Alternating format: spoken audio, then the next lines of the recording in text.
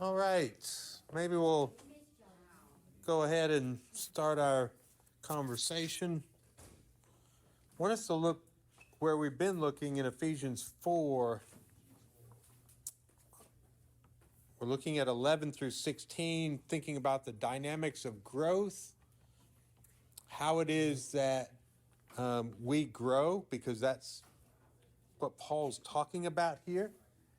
And today I'm thinking we'll get a little bit more just kind of looking at the text. We've talked about some ideas related to how we think about it.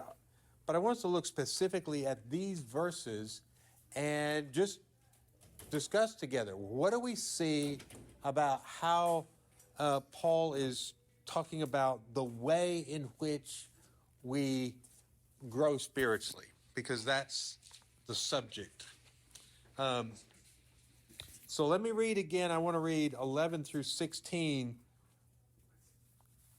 11 because that's where the sentence starts. So Ephesians 4, starting in verse 11, speaking of what Christ has done as the ascended Lord, he has, verse 11, and he gave some as apostles and some as prophets and some as evangelists and some as pastors and teachers for the equipping of the saints, for the work of service, to the building up of the body of Christ, until we all attain to the unity of the faith and of the knowledge of the Son of God, to a mature person, to the measure of the stature which belongs to the fullness of Christ.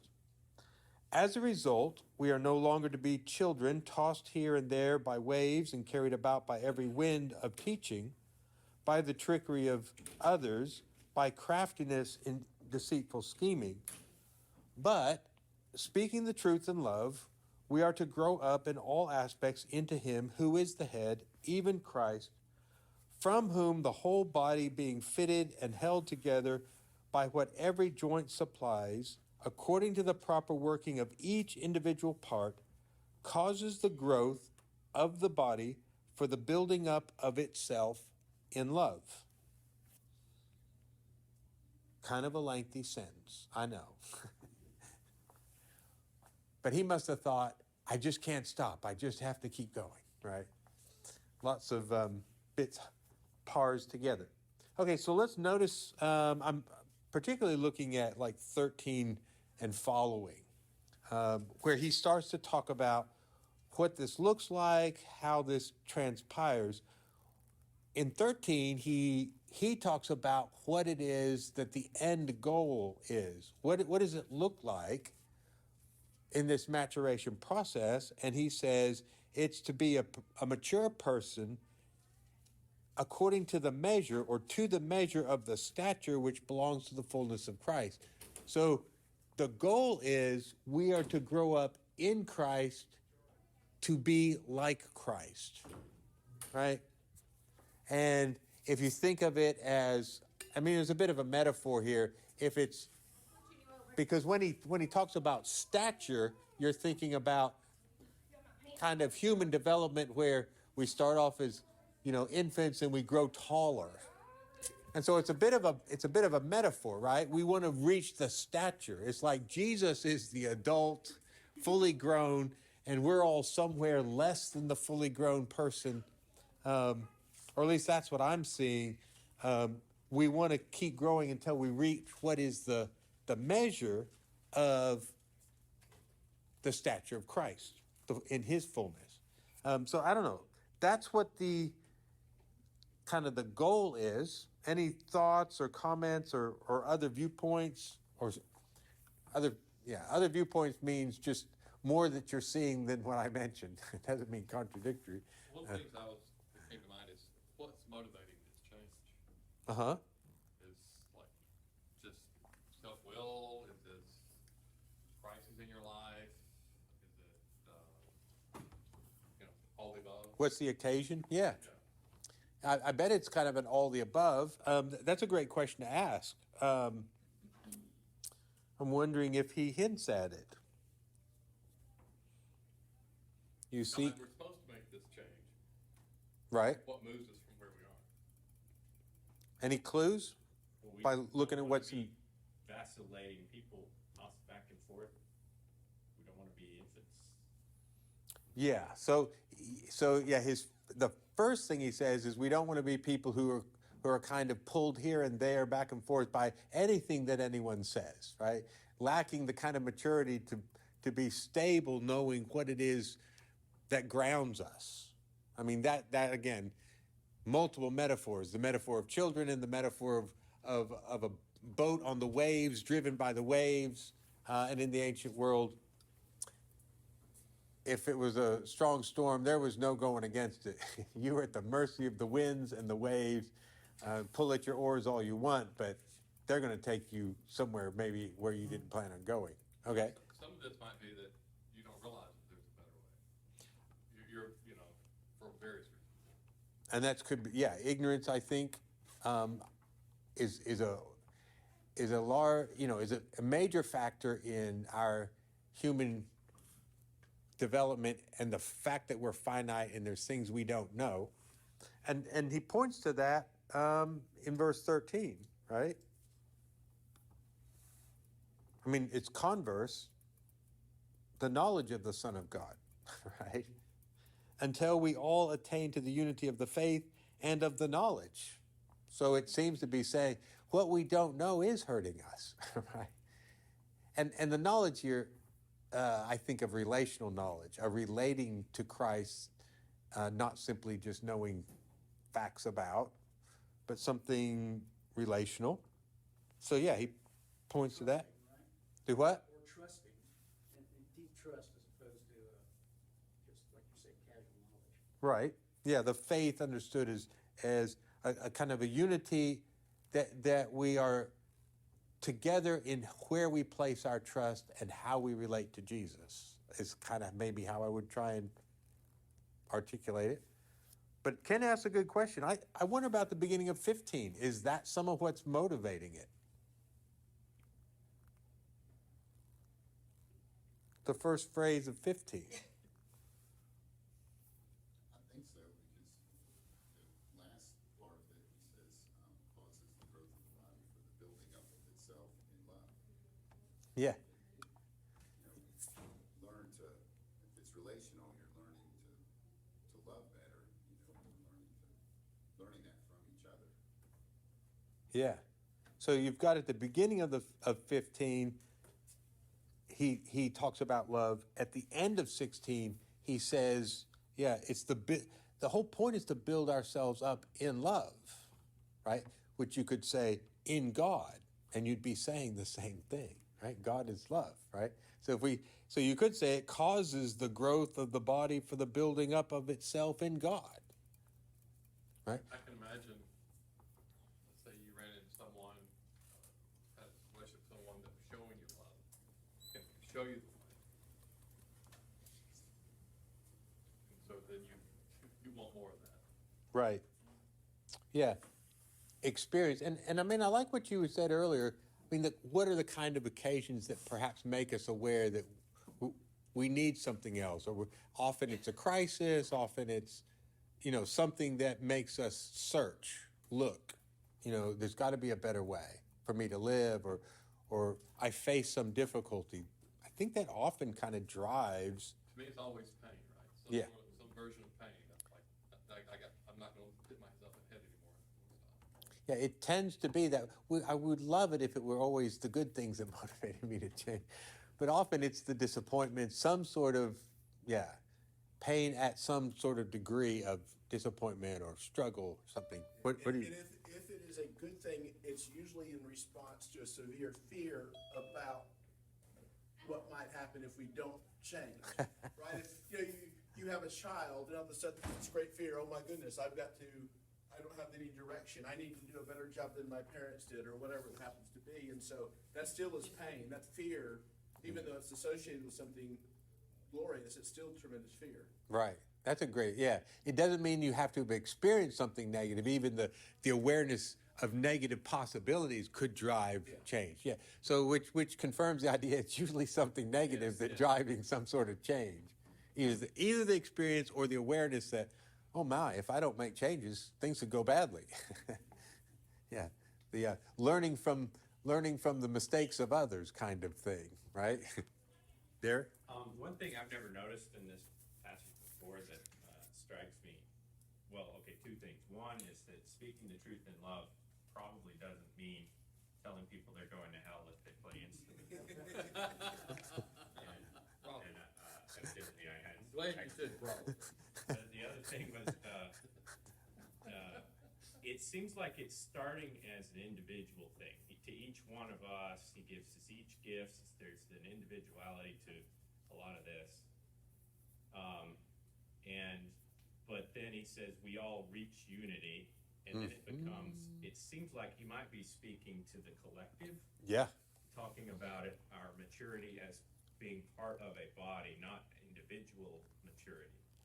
And it's almost like we're anchored by a healthy anchor, as opposed to the speaking the truth in love I grew up with. Maybe you could say, maybe not always a healthy anchor, but that keeps you from going adrift. Yeah.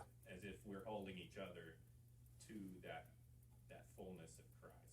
Yeah. I really like what you're emphasizing, that this maturity of Christ is not something I can achieve individualistically, because it becomes a body reality.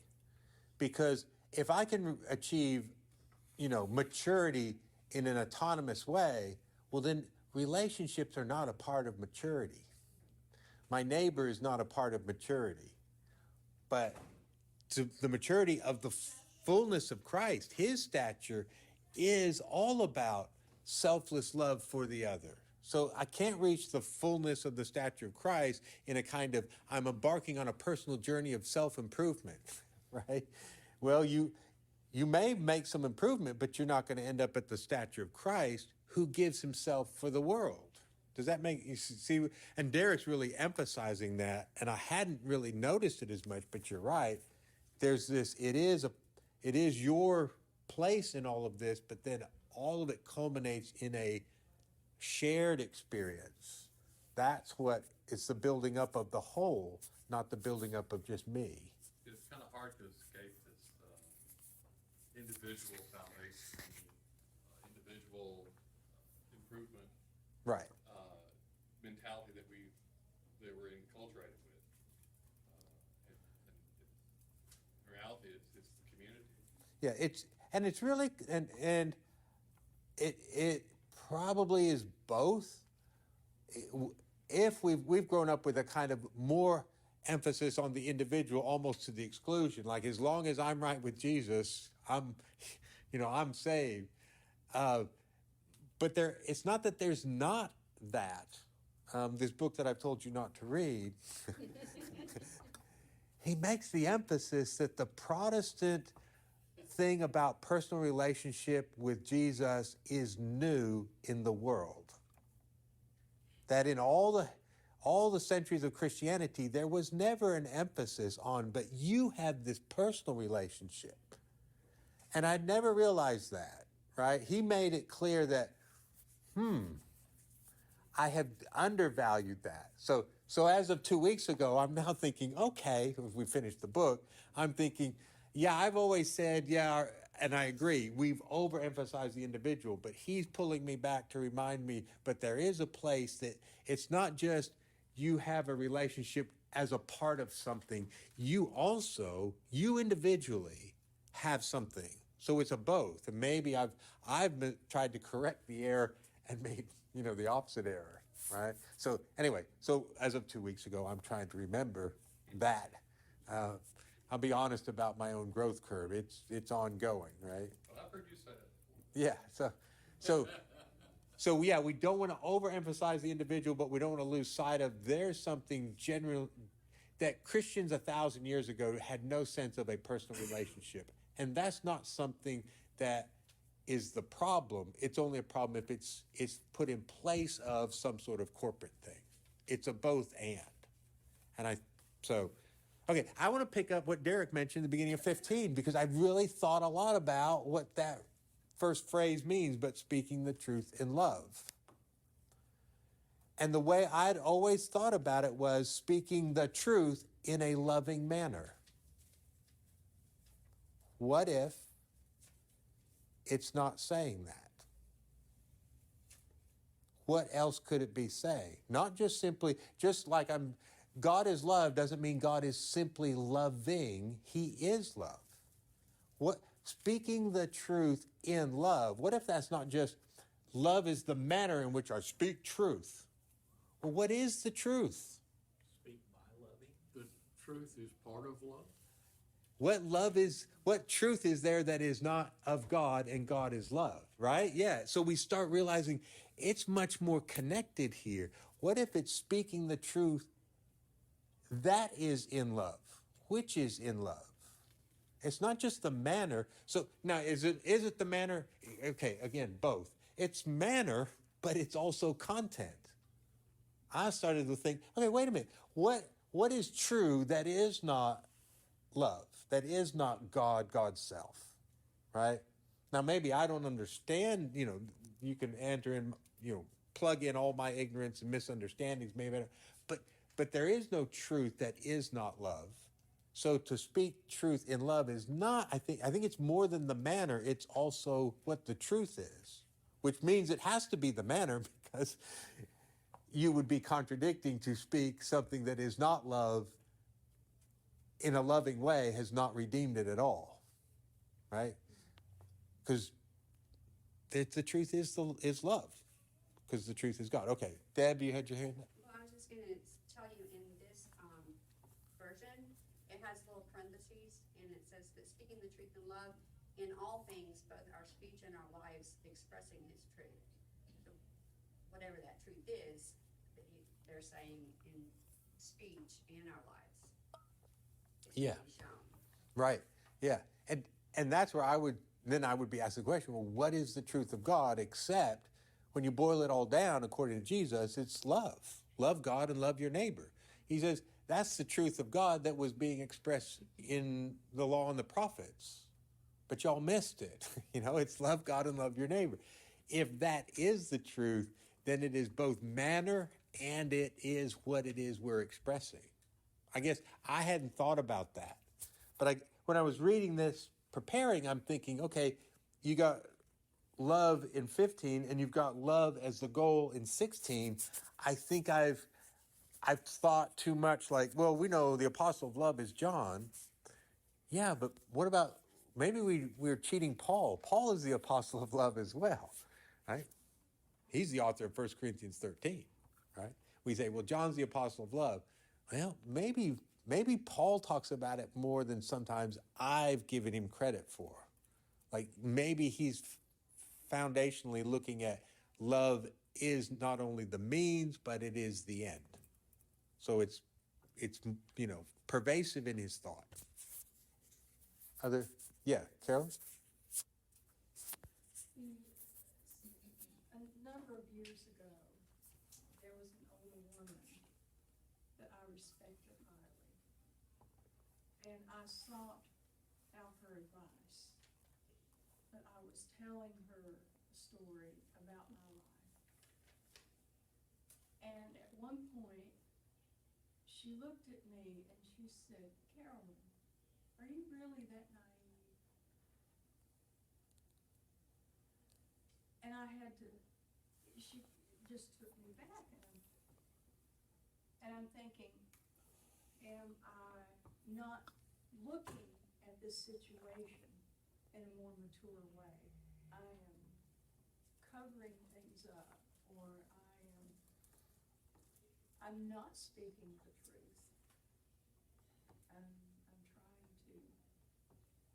trying to keep the peace. Right. Not speaking the truth. Yeah. So just the part about speaking the truth, and then, if we just look at that part is, are we speaking the truth to ourselves? And I like that, or are we kind of deceiving ourselves, telling ourselves a story, but we kind of know deep within ourselves, maybe there's other parts. Like if I'm telling myself the story, I'm a pretty good person. Yeah, but I kind of know where I've really screwed up, things I'm ashamed of, right? I love this this was a good metaphor I heard, that when we're telling our story, it's like we're editing film. And the question is, what film was left on the editing floor? You know, you're cutting. I can edit the film together to make me out to be a great person. I can edit the film to make me out to be an awful person and leave all the bits on the floor where I actually did something good, right? The point is, when we craft a story, we don't include it all because we decide a narrative, right? And I like that, you know, it's kind of a counseling technique, is when someone's telling you something, say, well, but what film have you left on the editing room floor? No matter what you've said, I bet there's something that doesn't totally fit into the way you've decided to portray your life or your relationship, right? With someone, with parents. You know, I can, you know, edit a film about that. But then the question is, well, what did you leave on the floor? How, depending on how you decided to tell that story. So it's kind of that thing, is the truth is all the bits of film that maybe don't make a single concise story. Some of it's a little contradictory. I've done well in some things and I've screwed up horribly in some things. And some relationships had their good parts and they had their rough parts. You know, I need to speak what's true. Yeah. Other thoughts? Well, this just hit me. Maybe if you worded this, now I'm gonna tell you the truth. In love, we will grow to this maturity.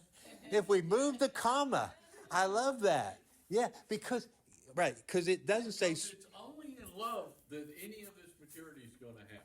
Yes. It's not by telling each other Right. the truth. Right, because it doesn't say this. 15 doesn't say, but speaking the truth in love to others, they will grow up.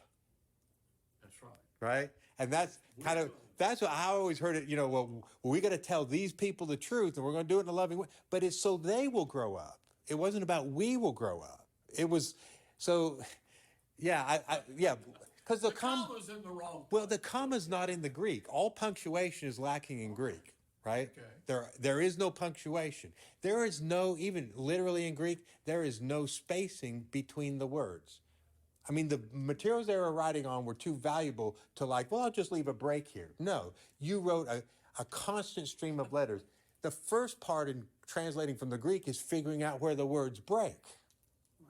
Wow. You know, it's like one of those puzzle books where it's just, all a page of lines and you have to find the words. That's the first part of Greek translation. If you're working from the earliest written manuscripts, they're a solid, so there's no punctuation, there's no capitalization.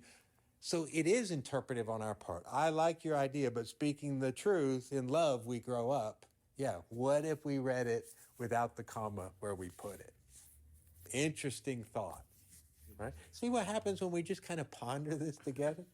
You're bringing up things I hadn't even thought of, but okay, Dave? I was just thinking about, on Wednesday night when we were talking about,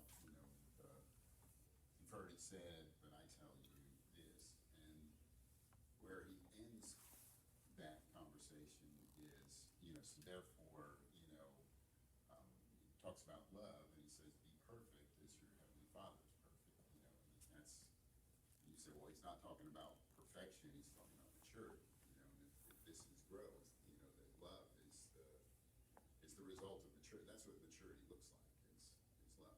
It does. It has to, because that's what God looks like. Yeah. So and that's a great point, is there's a parallel between be perfect as your heavenly Father is perfect at the end of Matthew 5, which is because your Father loves his enemies. And this here is growing up into the stature of Christ, and it's about love. It's about being built up in love. You could say what Jesus says at the end of what we call chapter 5 of his Sermon on the Mount really parallels what Paul is saying here about building the community, the relational way that we live life together up in love, right? Yeah, that's the maturity. That's the perfection of Matthew 5:48 is the maturity that he envisions here. Same point. Yeah, because maybe Jesus wasn't saying it's not as simple as, just, eye for an eye. Like, there's more to this, and let me help you see this in a deeper way. Yeah. He was definitely, He was definitely taking it from the way they had read it, because that part is the whole series of you've heard that it's been said, but I say to you. You've read it this way. I'm saying this, and he ends with, it's all about my Father loves his enemies. Be perfect like my Father, which would suggest, which you suggested Wednesday night, and I thought was great, is maybe all of those you've heard it been said, but I say to you, maybe the context of all of those is love. That's why you don't simply say, well, you've heard it been said, don't murder. But love says, don't even be angry. Don't call others fools and say they're worthless. You know what I'm saying? In other words, I loved your observation then is what if the love at the end of that series is really the upholding framework of each of those, not just because he mentioned it the last time, but because that's what he was trying to envision each time he said, let's take a deeper look at these commandments and what they're saying to us, right?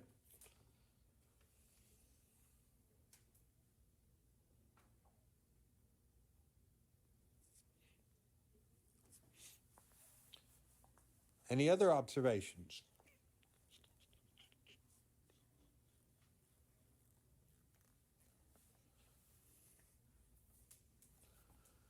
What does it mean for Christ to be head here?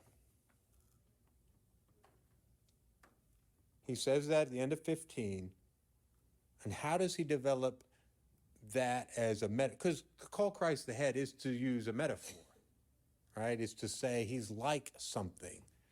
What is he? Notice what he says in 16, that is what it means for Christ to be head.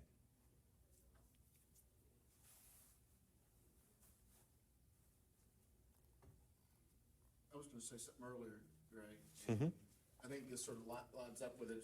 So I'm gonna jump in a weird direction, but I like to, with our brain, it's my limited understanding that there's two things in our brain that take up most of our brain's energy: physical movement and then learning new things.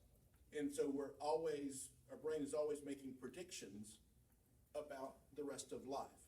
And so Christ being the head is that we're seeing love making our predictions through the lens of love, through the lens of Christ. Yeah, I like that. Yeah. Because look at how he uses head. How do we use the word head? Sometimes we could say the head of something is what? The leader. Right? In charge, the person who's in charge. The CEO is head of the company. That's not what he's talking about. It's so easy for us to read it that way. What does he say when he uses head? He doesn't mean the person who's in charge. And this will get to what Chuck is saying, because I think Chuck's really getting at where I think Paul's using this idea of head, okay? Christ is the head, verse 15, 16, from whom the whole body being fitted and held together by what every joint supplies according to the proper working of each individual part causes the growth of the body for the building up of itself in love. Now that's a mouthful, but let's pick it apart. Christ is head. What does that mean? Everything flows from him. Yes, it's head as source. If you think of head as brain, what we know now, the brain, like Chuck said, it controls our breathing, our blood Right. flow, It's right. And it's kind of like that's what he's using it as head as in a kind of physical body way, and the way the Greeks thought about the head was what? life source. Well, Spring of water like a head of a river. yeah, like we would say, well, the headwaters of the Nile are in the mountains of Rwanda. Well, what do we mean? It's the source from which it flows. That's the way that's the way they thought of head, and we actually do too, if we think about it in those terms. It's from our head that our body is controlled, and like he's saying, it's from the head that the whole body being fitted and held together by what each joint, each part, but it's all connected into the head, which is having this effect on how it operates, right? Which So is pretty phenomenal since they didn't have knowledge of how the brain works.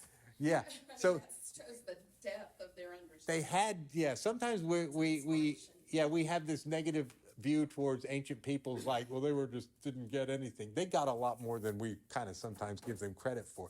They knew something about how we physically function, to know the head is the source of it all. So, and I like what Chuck is suggesting is, what does it mean then for Christ to, because Christ is the source from which the whole body, and we're all those parts, held together into a single reality, but being sourced and supplied from Christ. That's what then at the end causes the growth of the body. It's the head causes the growth of the body. Jesus is directing the growth of humanity because he is the first Adam now. He's the real first Adam, not chronologically, but in reality, he's the first Adam. And we just found out whose image were we formed in? The image of the one who is the image of the invisible God, who was revealed as being born from the womb of Mary, but he's Adam. And he's the true stature of what it means to be human, and we're all tied into him, and he's directing it. Now, he's not directing it by act of of command. He's directing it by what he's done, the way he lived, the way he modeled life, the way he loved. So, like Chuck's saying, what if that, then we see he becomes the lens through which then we see and our movement is interpreted. He becomes the predictor. He becomes the way in which we say, this is what ought to happen, right? Richard Rohr called it matter. Yeah. It's interesting today to think of it in everything. A holistic view of the universe as all tied into the reality of God, right? That's really the Christian viewpoint, but it's taken me like 50 years to start realizing, hey, that's what it's saying. That's what my faith is actually, encouraging me to understand, and I've not understood it. I saw myself as autonomous within a world, and a world which was created by God, but not somehow tied to God, right? So there's a lot more intricacy. And here's Jesus as the one through whom every bit and piece is joined together and pulled together into a single unity. He's the source of it. Isn't that, it's a paradox though, isn't it? Yeah. Because we are, like, what you're saying here is that we're by nature already tied to the head. Like, you can't escape the source from which we derive our being. Right. You are already that way, but you still can dangle and float and miss the point and flop around and get in people's way and not contribute to the constructive nature and nurture and growth of a body, if you wish. Yeah. But you're still stuck, like you're still tied to the head. I don't think that, we can't sever that. No.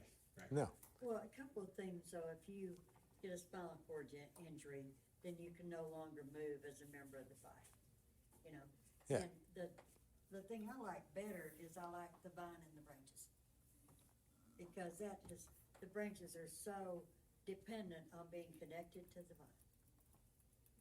Yeah. It's the same sort of, very similar metaphor Jesus uses with his disciples. Right. That's the earlier part of John 15. And we were starting in verse 9 this morning, but that's verses 1 through 8, right? Which is the same. And he'll talk about, a branch can be cut off, and then what'll happen to it? It loses its connection. So in one way, realistically, we are connected.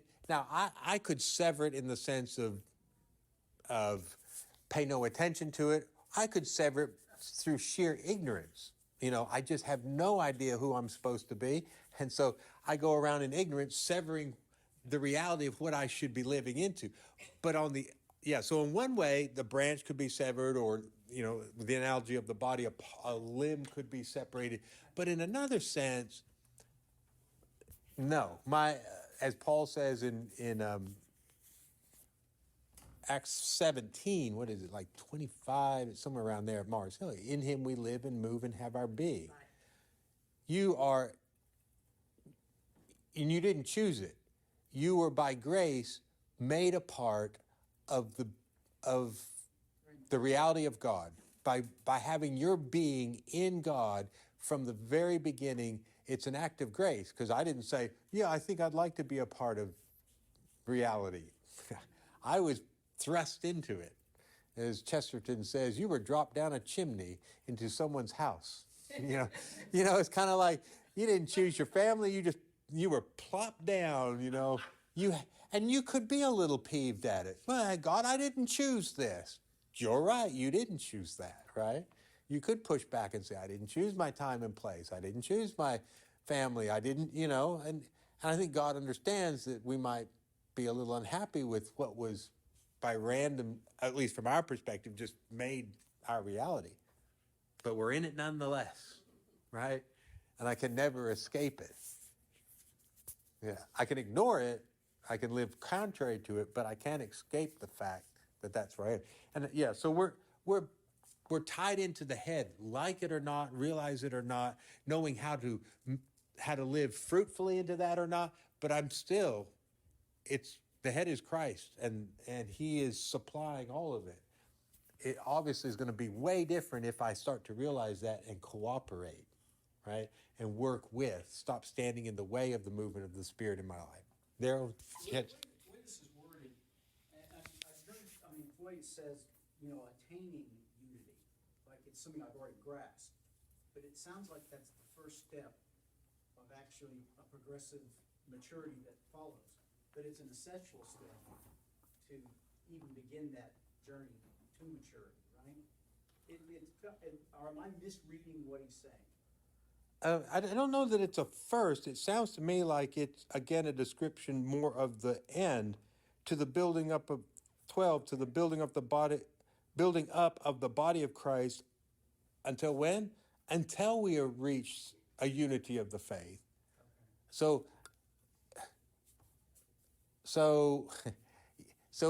what he means by a unity of it, now you're right, is we start our first, I like this description, our first act of love is faith. That's the first way we love God, is we maybe out of some skepticism decide, I think I'll try trusting Him. That's love, right? It may be mustard seed faith, right? In other words, mustard seed love, but it is love. So we're pointing out a lot of paradoxes. One is, it is absolutely where I start, but it is also where I end. The faith I start with doesn't reach perhaps its fullness, if faith is the first inkling of love, in the terms of I start to trust a God that I've not trusted, what will the fullness of that be? The process goes on and on until we reach a kind of oneness in that, all of us. Does that make sense? So you're right. It's both the very first place we start and where we find ourselves at the end. But we'll never get to the end. Not in this life. Oh, I think, in one sense, even in eternity, perhaps it's an ongoing thing, because the infinite nature of God and the finite nature, we don't lose our finite natures in the resurrection. We are transformed, but we don't become infinite, right? The resurrection is not into infinity. It's to you being now incorruptible, glorified, as Paul says, but still being a human being, right? Now, in another state. Were you going to say something, Jay? I discovered this easy translation when I was preparing for children's time a few times. It breaks it down real simple, but I always like to look when we're having conversations, I'm like, how do they say it? Yeah. So I like this at the very end of 16. It says, each part joins with the other parts. Let me start at 16. Start in the middle. As its head, he helps the whole body to grow well. Each part joins with the other part so that the whole body becomes strong. As each separate part does its proper work, we love each other more and more. Yeah. So together, just like the branches, how you talk about the two bound together are stronger, or three are stronger. We each separately can love each other more when we're working in unity. Yeah, exactly. Yeah, 16, the building up of itself in love again, I think it has two senses. It is the means of the building up and is the end of the building up. That's, it's just like we're saying with faith. It's the beginning and it's the end, and it's the whole journey in between is a journey of faith, in the growth of it. So it builds itself up in love. Yeah, loving each other is the way to get to the end goal of expressing that love in its fullness. Yeah. So, okay. So we're going to stop here, but remember the subject is, what are the dynamics of growth? And what we're seeing, I think, in this passage is the dynamic nature of it. It's not static. It's very dynamic. It's dynamic it's how we are, it's in the midst of how we relate to one another, a shared experience and a shared journey. I can't do it, even autonomously, but it's a process. There's a lot of dynamics. It's not I'm always changing. I'm growing into this, whether we're talking about the faith that I'm growing into, the unity of it. There's dynamics in the sense that Christ is head. There's the flow of what comes from Christ in the process of building up. So part of what I see is wow, a lot of moving pieces that are all involved in a very complex thing of what it means for us to grow spiritually, right? So thanks for good thoughts. I need to now make some notes of some of the great points you raised, which I did not even think of. So thank you for adding to it, and hope you have a good day. We're dismissed.